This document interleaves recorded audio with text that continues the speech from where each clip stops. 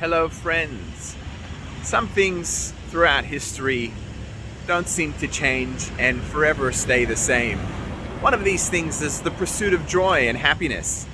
We're reading the creation of the world more than 5,000 years ago, and the first human beings to walk the planet, Adam and Eve. The commentaries say that it was Eve that was pursuing and trying to find out and test and experiment what does bring happiness in life.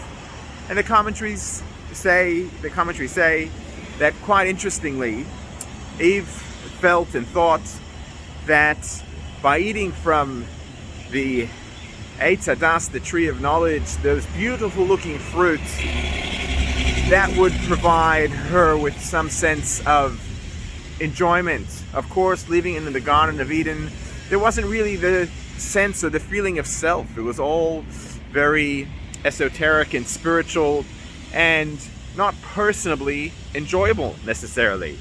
And of course we know what came about, that eating and enjoying that fruit wasn't what eventually brought her happiness. A generation later, Noah, after the flood, we're told that he plants vineyards and he drinks wine, and he wasn't just a simple drunk. He felt that if the pursuit of personal joy wasn't personal pleasure wasn't what brought joy, then perhaps it was more along the lines of escaping that reality, getting away from the feeling of self through his drinking habits. But of course we know that too didn't ultimately lead towards a lifetime of joy and happiness. Finally comes along Sarah Imenu, and we read about her life.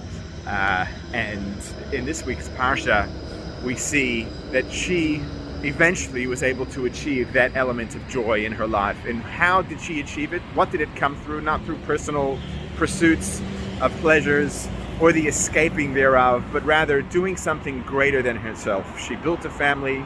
She invested in her children, in her child, and her children's future, and set an example for generations to come that pursuit of joy is achieved when we're able to do things greater and larger than ourselves, and helping other people and bringing smiles to their faces and setting their path for a even greater future. So Shabbat Shalom.